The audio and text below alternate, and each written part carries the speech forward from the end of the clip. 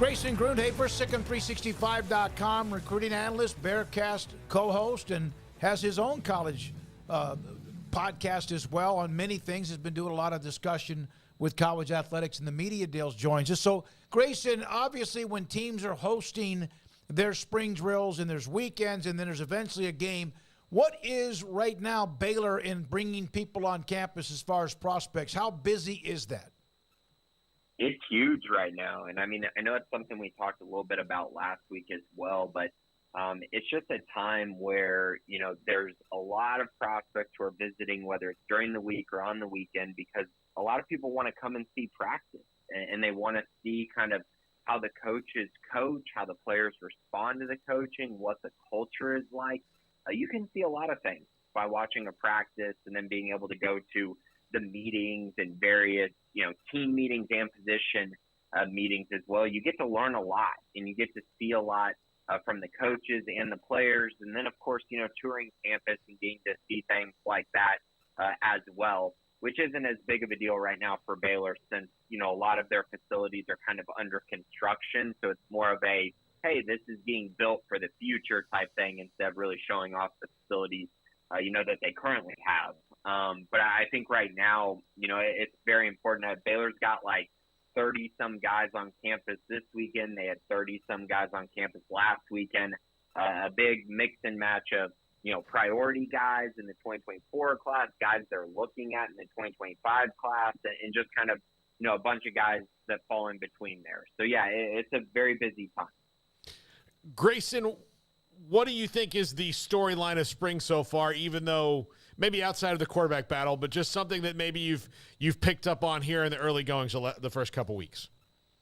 It was something that I actually thought a lot about, or I think it was earlier this week or maybe last week. And I've just continued to be thinking about this concept. So last year we talked about how the offensive line, defensive line were going to kind of carry Baylor. That was the thought going into the season.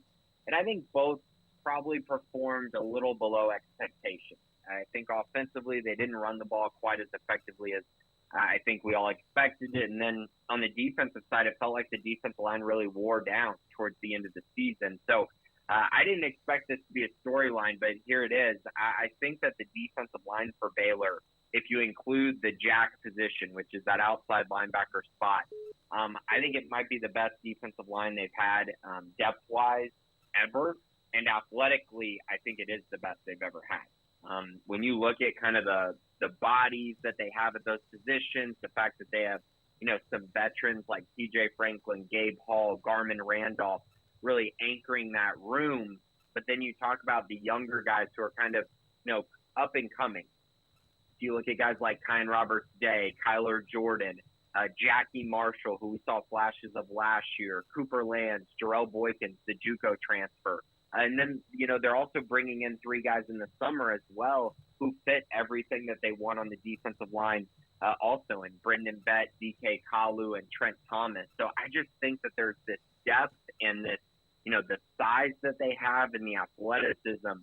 I just think they're going to be really, really tough to stop from a pass rush standpoint, and they're going to be very good against the run. So I was surprised by that, but I'm just starting to feel that way over the last, couple weeks after watching them practice some. We got to talk to A.J. Stewart, a new assistant head coach and running backs coach yesterday. He was great to hear speak for the first time here in Waco. Got an interesting room. They obviously put up Richard Reese and Dominic Richardson and Quaylon Jones as far as the media obligations go. Just what are your thoughts kind of on the running back room as we turn from Justin Johnson to A.J. Stewart? What areas do you see possible improvement, and where are your kind of thoughts as far as that group and the way it's been put together? Yeah, so I think last year they were really missing someone kind of like Abram Smith. And, honestly, I don't even think it was the coach's fault when it came down to that because Tay McWilliams was supposed to play such a big role in that. And what I mean by that is someone who, when they get hit in the backfield, is still falling forward and getting you, 3 or 4 yards. They didn't have that last year.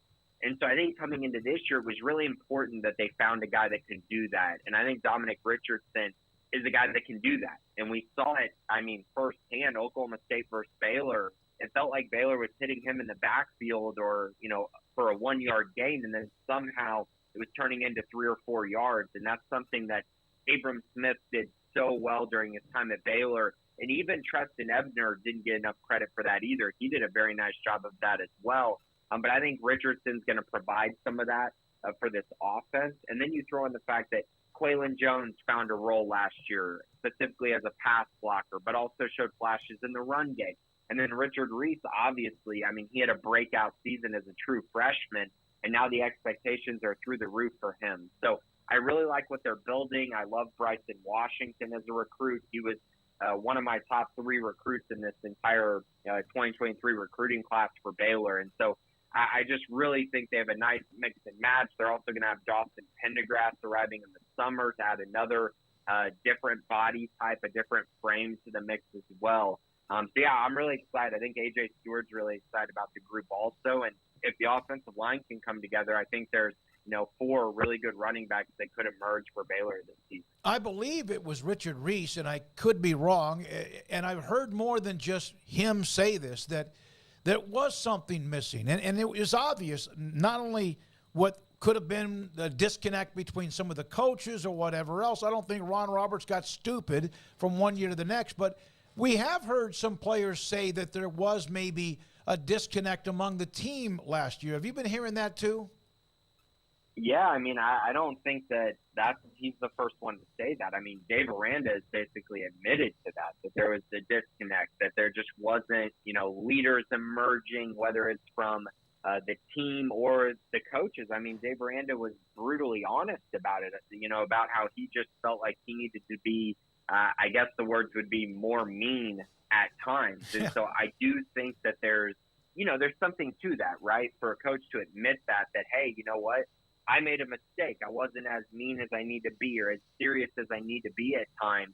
I think that you also need leaders to emerge. And the crazy part is, if you look at Baylor's roster last year, you would have thought that there would be a bunch of leaders on that team. But the problem is it has to be a team-wide thing. It can't just be a couple leaders here or there. It's everyone's got to get on board with that mindset and being leaders themselves and holding other people accountable. It can't just be a couple guys here and there. And so I think this team's learning from that. I think, coming into this year, the preseason expectations aren't as high as they were the year before. And I think that's a good thing. This team needs to start from ground zero and start working their way back up and getting to a point where everyone on the team is a leader and that the guys who are older are really instilling that leadership role into the young guys. So, yeah, it's very important. It definitely was something that was missing last year. And I think it's very evident based on pretty much every comment we've heard from players and coaches. So what does a mean Dave Aranda look like? I wish I could tell you, but I think that I think it's one of those things where it's probably something you have to see, behind the curtains. I don't think he's going to show it, in a interview or, talking to the media. But sometimes you see him get pretty fiery on the sidelines, and whether it's for one reason or another, he can get pretty fiery. So I'm sure that this year, this spring in particular, there's probably an edge to him that maybe we haven't seen over the past couple of years. Grayson, what are you looking out for next as far as just storylines go, or whether that be with this team and, the fact that we've got, another 3 weeks to go, or on the recruiting side of things? Is there just anything that's kind of on your radar at the moment? I think, as far as recruiting goes, it's really interesting to see how much time and effort Baylor's putting into the quarterback recruitment. And it's really just one of those things where you go, okay, so they've offered Aledo quarterback Haas Haney, who's on a visit right now, actually. And then New Braunfels Canyon quarterback Deuce Adams, who's visiting Louisville this weekend. And we know that those two are priorities in this class. But then they're bringing in 2 quarterbacks who are 2024 guys, and Noah Lugo, who's a quarterback at Eaton, and then actually an out-of-state kid in Nate Bennett out of Oaks Christian in California. So they're evaluating 2024 quarterback prospects still, even though it seems like they've kind of eyed in on their 2 top targets.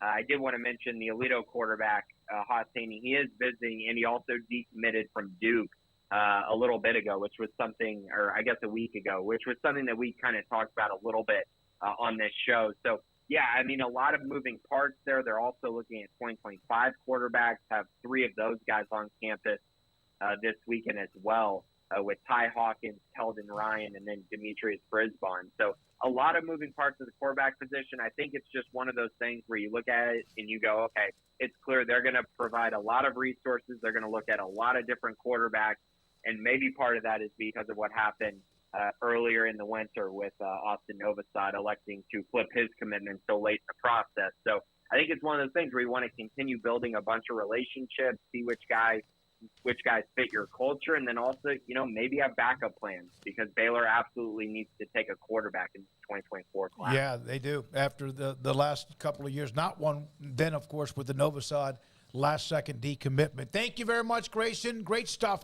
Grayson with numerous, I guess you could say, threads on SicEm365.com in the premium section. If somebody's offered or somebody's visiting, he has that updated constantly here with 365 Sports. We'll come back in a moment with Eric